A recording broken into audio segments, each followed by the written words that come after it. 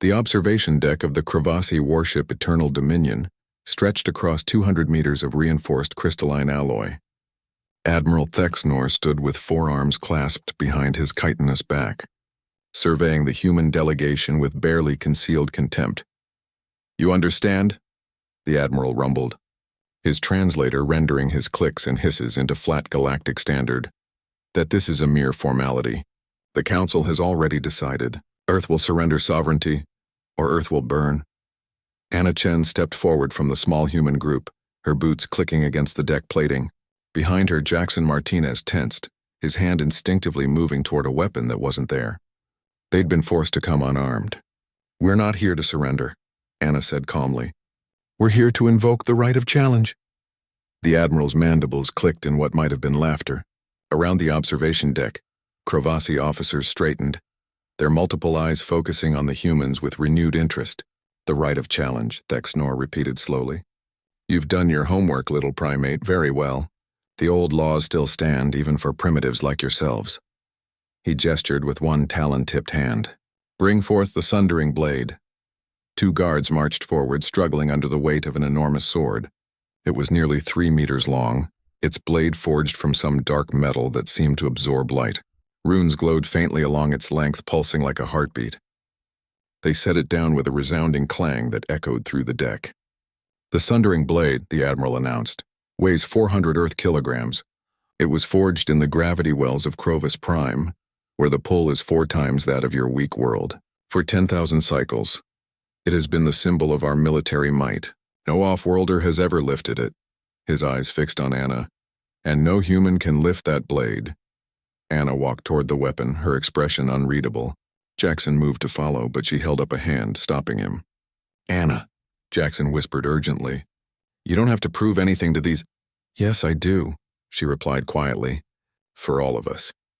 She knelt beside the blade, running her fingers along the alien metal. It was cold despite the warmth of the ship. She could feel the weight of it just by proximity, the way it seemed to press down on reality itself. Behind her, she heard the Kravasi officers chittering among themselves, amused by the spectacle. "The human thinks she can lift the sundering blade," one hissed. "Perhaps she'll injure herself trying," another responded. "It would save us the trouble." Anna's jaw tightened.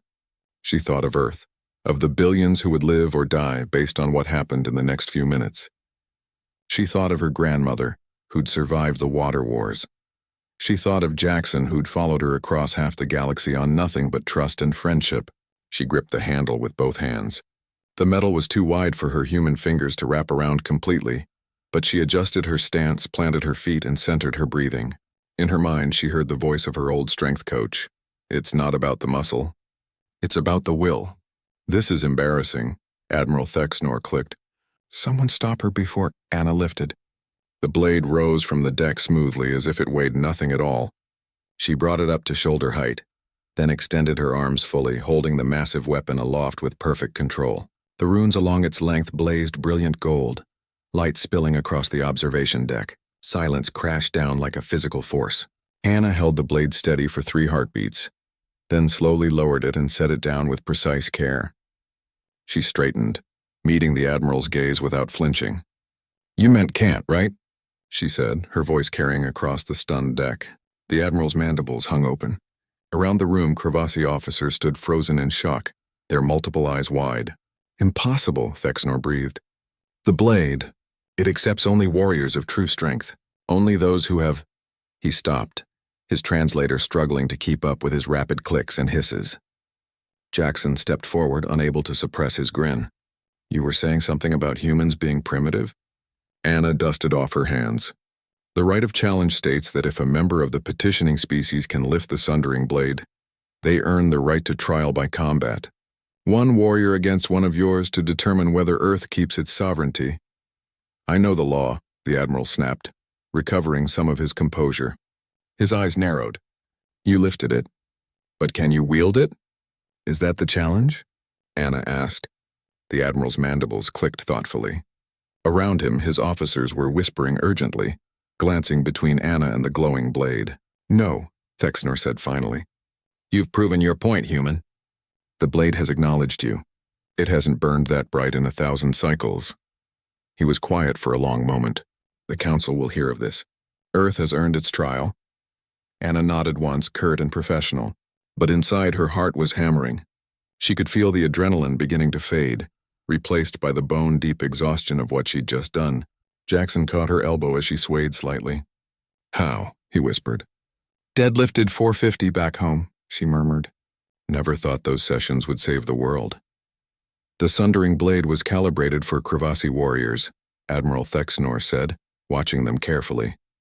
400 kilograms in Earth gravity. But it weighs far more than mere mass. He paused. It measures something else. Intent. Will. The strength of one's conviction. His eyes locked on Anna. "Your species may yet surprise us." Anna straightened, pulling away from Jackson's support. "We're full of surprises, Admiral. You'd do well to remember that." As the human delegation was escorted from the observation deck, the Kravasi officers parted before them, no longer dismissive but wary, respectful. Behind them, the sundering blade lay on the deck, its runes still glowing softly gold. And in the vastness of space, Earth spun on, unaware that it had just been saved by a woman who refused to accept the word impossible.